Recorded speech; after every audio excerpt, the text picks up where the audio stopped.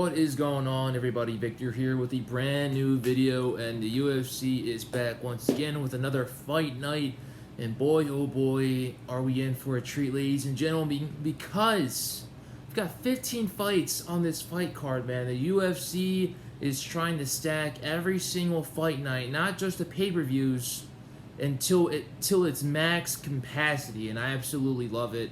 It's an amazing thing to see. These fighters really want to fight. These fighters want to support their families. These fighters want to make an income. These fighters want to move up the rankings. These fighters just want to make a name for themselves. Obviously, and Dana White is making that happen. The UFC is making that happen. The UFC is the only MMA promotion in the whole entire world that's putting on these type of quality fights on a daily basis. Well, not on a daily basis, on a weekly basis.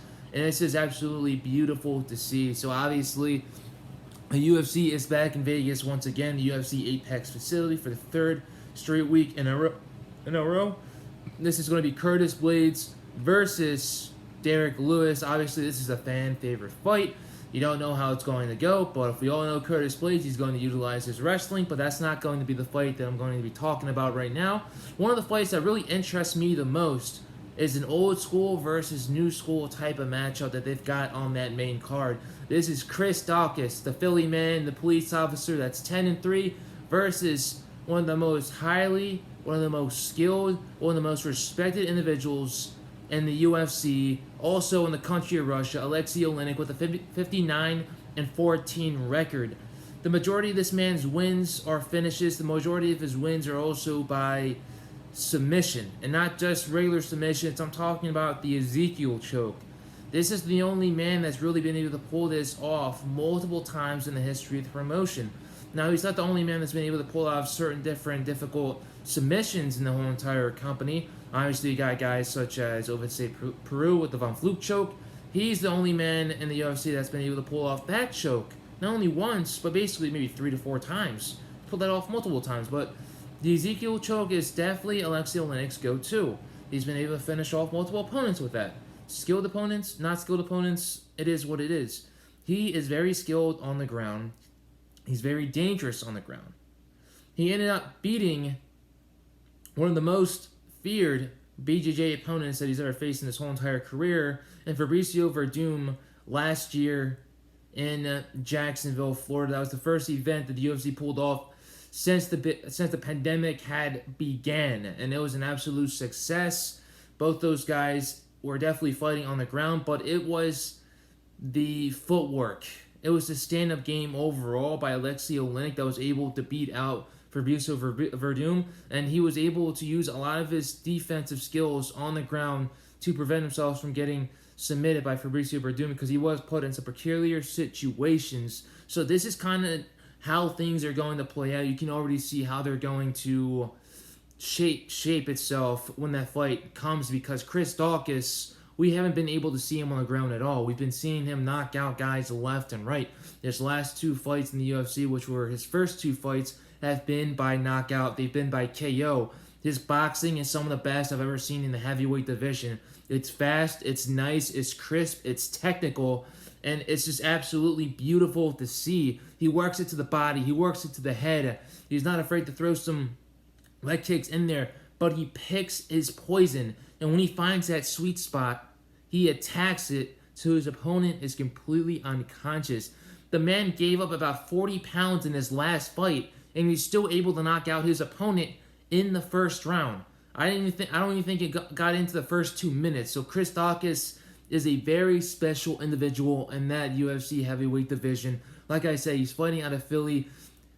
He got his chance to fight in the UFC because he got a call from his agent asking him if he wanted to fight someone in the UFC on short notice. He got the call. He took the fight on short notice, and he's able to knock that individual out. His next fight after that was on Fight Island. So obviously, his first 2 fights, the first one being the UFC Apex, the second one being in UFC Abu Dhabi Fight Island, the UFC really likes Chris Daukaus. And I don't know how things are going to fare if they're on the ground. Obviously, his brother Kyle Daukaus, which is a UFC middleweight right now, he's very skilled on the ground. And if Kyle is very skilled on the ground, you got to believe that his brother Chris is also skilled on the ground as well. I believe that Chris Daukaus is a well-rounded mixed martial artist. And I believe that his Brazilian Jiu-Jitsu is definitely going to be undermined when he faces Aleksei Oleinik, just because we've been seeing him knock out guys in his last 2 fights. If you ask me who's going to win this, and don't get me wrong, Aleksei Oleinik can smash, he can bang, for crying out loud. He's got some power in both of his hands, but he just likes to take it to the ground a lot. But if you ask me, this is going to be a stand-up battle. I believe that Chris Daukaus is going to defend the majority of the takedown attempts that Aleksei Oleinik is going to try on him. He's also going to work some very good footwork and some foot movement as well. If I were Aleksei Oleinik, definitely try to take the fight against the fence of the octagon, work in some dirty boxing, overwhelm Chris Daukaus with some volume as well, because he's just going to guess that he's going to go in for the takedown. Keep it on the feet and see what happens there. Like I said, if I'm Chris Daukaus, keep it on the feet, because that's where the majority of his advantages are going to come in play during this fight. But if you ask me who's going to win this, I believe it's going to be Chris Daukaus. This is, like I said, this is a new school versus old school type of matchup that we got going on in this main card, this 15-fight card. And I believe that Chris Daukaus is going to make his case of why he should face someone in the top 15 next after he defeats Aleksei Oleinik. I don't really know if Aleksei Oleinik is in that top 15. I just know that Aleksei Oleinik, he's been up and down, but he's still a very dangerous individual. If you got 59 fights and only 14 defeats in your whole entire career, then you've been with the UFC for a good amount of time. You are the real deal, no matter how old you are. And Aleksei Oleinik's old, don't get me wrong.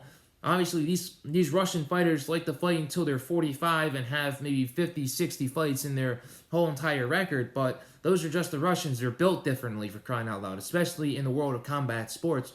But Chris Daukaus, he is the new school. He is the new generation. He's going to come in there, and I believe he's going to knock out Aleksei Oleinik, and I believe he's going to knock him out in the first round. The last guy to knock Aleksei Oleinik out in the first round was either Walt Harris or Alistair Overeem. I can't remember which one was it first, but it was one of those 2 guys. And I believe that Chris Daukaus is going to do some work. His footwork is going to be beautiful, and then his boxing is going to be very crisp as well. I think he's going to work it to the body first, and then work his way up to the head, get the knockout in the first round. So appreciate you guys for watching this video. Chris Daukaus, like I said, he's the guy to watch out. He's a star in the making, and he just works it beautifully whenever he's inside of that octagon. So watch out for Chris Daukaus, straight out of Philadelphia, Pennsylvania, working for the Philadelphia PD. So obviously a great guy right there. So I appreciate you guys watching this video. Stay safe, and stay tuned for more to come. Later.